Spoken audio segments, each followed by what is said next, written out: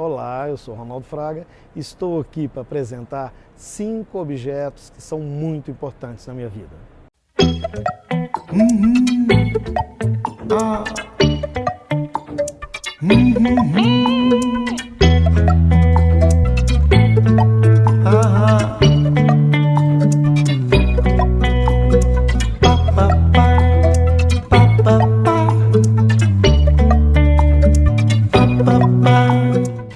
Bom, escolher 5 objetos pode parecer uma coisa fácil, mas não é. Mas quando eu selecionei todos, eu fiquei olhando, falei que todos quase que falam da mesma coisa. Falam de memória, né? Falam de história e de alguma forma preservam a lembrança daquilo que ultrapassa até mesmo o que é o próprio objeto.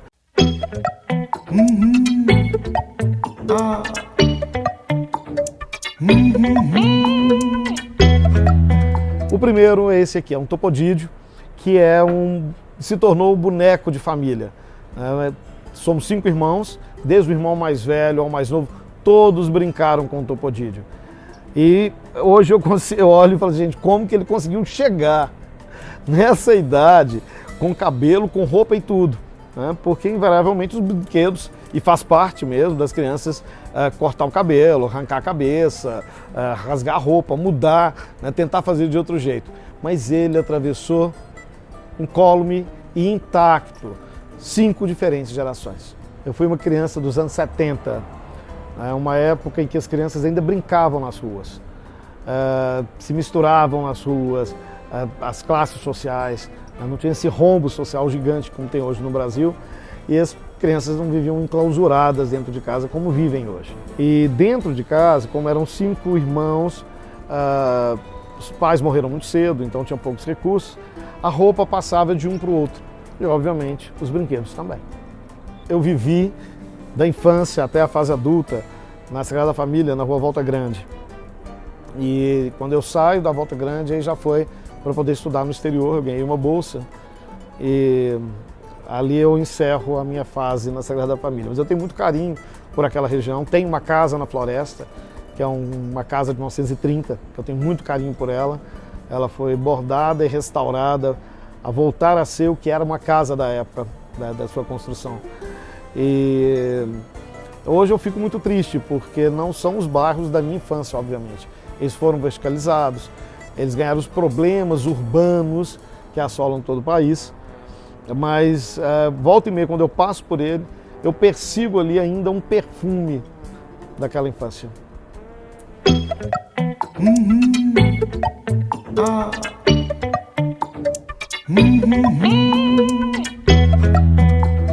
Bom, essa placa foi a primeira vez que eu fui à Itália e é uma placa de uma casa de tolerância, uma zona, um prostíbulo, onde aqui eles oferecem com valor o que se é incluso, sabonete é incluso, mas aí o horário de uso dos quartos. Aí eu achei que tinha tudo a ver com um grande hotel, por isso que essa placa veio para cá. E o Grande Hotel, que é esse espaço que não é um hotel, mas é um espaço para hospedar pessoas e pensares, design, saberes e fazeres. E está aqui um casarão tombado pelo patrimônio histórico, um casarão de 1920. Ele meio que já está virando o depósito das minhas memórias, de pequenos objetos que a princípio ficaram guardados a 7 chaves, mas eu acho que aqui ele estabelece um diálogo com a construção, com a história dessa casa e com as pessoas que frequentam essa casa. Por isso que eu me sinto muito à vontade de cada vez mais trazer meus livros, trazer coisas que ficavam guardadas a 7 chaves e que eu acho que precisam ser vistas, precisam ser tocadas e elas precisam circular energia com outras memórias. Não, isso foi um desejo, foi um sonho em que desde o início da minha carreira, eu já venho assinando produtos que não são os produtos de moda, necessariamente. E as pessoas chegavam na minha loja procurando esses produtos e nunca tinham, porque não tinha espaço para poder vender tudo que eu fazia. Aí eu falei, gente, só fazendo um Grande Hotel um dia. Aí quando eu falei isso, eu falei, pronto, eu acho que é isso. E eu sempre fui um conformista com o varejo, né, com essa coisa do varejo de shopping. Eu detesto shopping, eu acho que a história das relações comerciais, elas andam muito embrutecidas, né, ou simplesmente comprar pelo comprar. E eu sempre falei assim, não, gente, isso daí é algo que já ficou no século passado, ou deveria ter ficado, né? Eu acho que a gente tem que falar de outras coisas, de outros sentidos, de outras experiências. Isso veio de encontro ao projeto do Grande Hotel.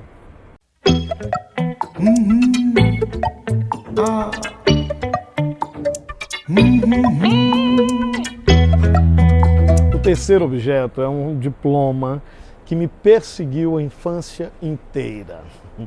Meu pai, ele nasceu em Barroso, na época do distrito de Tiradentes, e filho, neto, bisneto de descendentes de escravizados. Colonos que viviam na fazenda, cujos donos, ou família, eram os donos dos escravizados tataravós do meu... Tataravós não, na verdade minha bisavó era escrava, então da avó do meu pai. E o famoso Coronel Bragança, na época, ele construiu uma escola para que o filho único pudesse trazer professores do Rio de Janeiro, para que o filho tivesse as aulas ali. E aí ele permitiu que os filhos dos colonos também assistissem às aulas.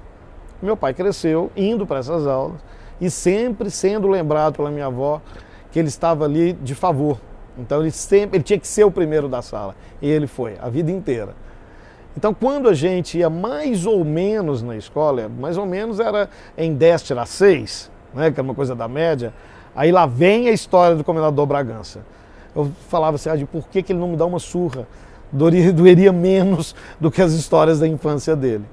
Então esse diploma era o diploma que ele mostrava, e atrás tinha as notas, depois do grupo, que também era do Comendador Bragança, onde ele estudou. E esse diploma, ele está presente em todas as minhas lojas. Todos as confecções, meus ateliês, todo o meu trabalho, esse diploma está por perto. Que é uma forma de olhar numa situação mais difícil e falar assim, deixa disso, né? Já houve tempos piores. Meu pai nasceu em Barroso, que era um distrito de Tiradentes na época, e minha mãe foi da primeira geração dos nascidos em Belo Horizonte. Ela, dona de casa, e ele era jogador de futebol e ferreiro na Central do Brasil. Ele trabalhava na fundição da Central do Brasil. Ele vem para Belo Horizonte aos 5 anos de idade, com a minha avó, minha tia Sebastiana e meu tio Geraldo, porque ela era lavadeira da fazenda e um dia o marido, o Chico Fraga, de tanto ameaçar, um dia ele foi embora. E a imagem que meu pai teve do pai dele, do meu avô, foi ele indo embora de costas. Então a única coisa que ele lembrava era da nuca dele. Não tem nenhuma foto do meu avô e ninguém sabe o que aconteceu com ele. Eu me lembro a gente criança andando no centro da cidade e às vezes ele soltava nossas mãos e corria na frente. Aí ele voltava desconsolado e falava assim, não, é muito novo para ser seu avô. Então até a morte dele, ele achou que um dia ele fosse voltar. Então ele perseguia através das nucas que ele via nas ruas. Tem uma foto ali na escada, dessa foto, logo quando minha avó chega em Belo Horizonte. Então você vê a elegância do tipo da foto. Ela era lavadeira, negra, e foi com todos arrumadinhos a primeira vez fazer a primeira foto da família que se tem registro. Eu acho que até muito em função disso, como o marido foi embora e não tinha foto, ela queria deixar para os filhos uma foto dela com eles. E a minha mãe, que é Luzia, ela era dona de casa, ela teve um emprego na vida, que foi a fábrica de tecidos da Renascença. Ela trabalhou com a Clara Nunes, lado a lado no mesmo tiar. As duas com a mesma idade, as duas com 15 anos. Tem uma história curiosa, porque o padre da minha paróquia, a Sagrada Família, era primo da Clara Nunes. E a Clara Nunes ajudou muito a construção da nova igreja. Então, todas as vezes que ela vinha, tinha um show no auditório da escola que eu estudei, que era o grupo escolar Helena Pena. E eu tenho muito claro, eu com 5 anos, mais ou menos, no colo da minha mãe, na primeira fila, e a Clara Nunes cantando e fazendo show. E na época teve uma cena que foi um escândalo, porque ela chamou o primo, o padre, no palco, e os dois dançaram. E o problema não foi dançar com o padre, foi porque ela estava toda de branco e descalça, ela já estava no candomblé, e aquilo na boca pequena foi um escândalo. Mas como o dinheiro era para a construção da igreja, as beatas aceitaram.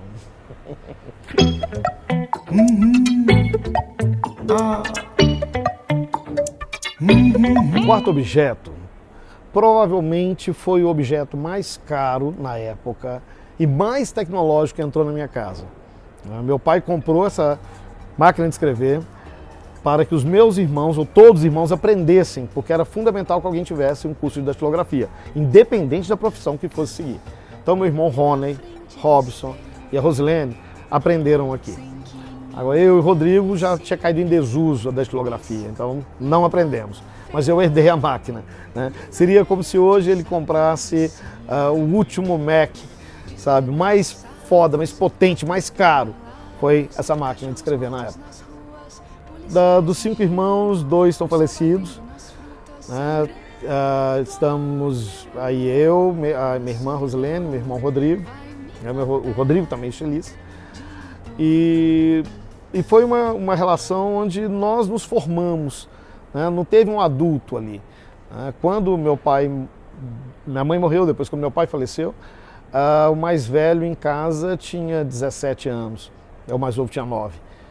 Então era uma casa de crianças e adolescentes até.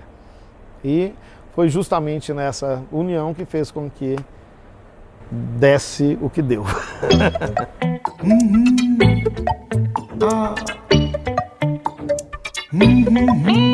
Bom, o quinto objeto, eu escolho justamente um objeto de papel, para dizer que o que fica para sempre, na verdade, são as memórias verdadeiras ou inventadas. E memórias e objetos que às vezes não vão resistir ao apagar da lousa, não vão resistir a uma tromba d'água. E como todos nós, eles também um dia morrerão. É um objeto que ele é novo, né? Ele tem 1 ano que eu ganhei esse presente, que foi feito pelo artista do papel, que é o Babá Santana, um paraibano lá de João Pessoa, uma cidade que eu amo e que eu tenho inclusive, e tenho orgulho de dizer, tem algumas cidades do Brasil que eu sou cidadão honorário, mas no caso da Paraíba eu sou cidadão honorário paraibano e cidadão honorário pessoense. Então eu falo que o dia que Minas cansar de mim, é para lá que eu vou fugir. E aqui ele fez essa réplica do baile perfumado do ano passado. Eu e Ivana, com as roupas que a gente estava usando, ele viu pelas redes sociais, fez e mandou essas miniaturas. Então é uma das memórias que essa casa já vai construindo. 3 anos de Grande Hotel, hoje completamos em dezembro desse ano, passou num minuto, mas uma relação que essa casa já está com a gente há 5, porque foram 2 anos de obra. Então essa é uma memória que é uma memória recente, é uma memória desse lugar, mas é algo que eu, com certeza, daqui a 10 anos, daqui a 15 anos, daqui a 20 anos, eu vou olhar e eu vou lembrar do dia desse baile, aqui na rua do Grande Hotel. Eu estou lançando um livro, que seria lançado agora em outubro, mas a editora preferiu segurar e lançar em fevereiro, porque inclusive eu sou um dos estilistas mais pesquisados pelas escolas de moda do Brasil. Então é um livro para esse meio, porque eu falo de todas as histórias, o próprio nome do livro, que é Memórias de um Estilista Coração de Galinha. Então eu falo muito do processo, eu falo muito de tudo que deu errado, eu falo detalhes das vezes que eu quebrei, quando eu tropecei, de todos os enroscos que eu caí. Quer dizer, justamente nesse momento onde a gente passa por essa higienização do país, higienização da cultura, onde não tem ruído, onde não tem defeito, é hora de falar do defeito. E no início da minha carreira, quem gostava ou quem não gostava do meu trabalho falava pela mesma coisa. É teatral, né? É teatral. Quer dizer, não combinava. Ou teve um jornalista que disse, não, isso daí é coisa de carnavalesco. Essa história de contar história com um desfile de moda, isso é coisa de carnaval. E eu tive isso com um grande elogio, embora não fosse a intenção dele. Porque grande parte da minha curiosidade pela cultura brasileira foi provocado justamente pelos samba-enredos das escolas do Rio de Janeiro dos anos 70 e parte dos anos 80, quando eu era criança. Então o meu processo de criação, se hoje está na moda falar tanto no design thinking ou no storytelling, eu falo assim, gente, mas como fazer uma roupa sem história? Mas como fazer qualquer coisa sem história? Para mim é impossível. Todas as coleções deram trabalho, tudo dá trabalho, já começa da angústia da criação, né? Onde invariavelmente você fala assim, para que eu fui inventar esse tema? Né? Por que eu não fui na tendência, vai usar amarelo, vai usar longo, vai usar justo? Eu fazia justamente o inverso, as editoras de moda iam no meu desfile e depois não conseguiam, dificilmente conseguiam encaixar roupa minha nas revistas comerciais. Porque elas falam assim, gente, quando usa legging, ele vem com a calça com a boca desse tamanho. Eu falei, mas eu estava na China. Não tinha como falar disso ali. Quando usa decote, ele traz uma outra coisa. Então fica difícil trazer o Ronaldo para esse lugar. E eu nunca me incomodei com isso. Hoje eu tenho sempre a certeza que tudo passa. Então muito desse viver, desse fazer, da angústia da criação, de transformar aquilo num produto, sabe Deus para quê? Me levou a aprender na prática certas questões. Principalmente até o papel do artista, embora eu não goste de me intitular artista. Eu acho que artista, quem fala se você é ou não, é o outro. Mas entender que o artista, o ser artista no Brasil, é mais do que uma profissão. É um sacerdócio, uma missão. É uma missão muito importante. Sing me the blues. Let me go on my happy way. Don't sing me the blues. Let me go on my happy way. 'Cause if you can't make me happy, baby, then this is the place for me.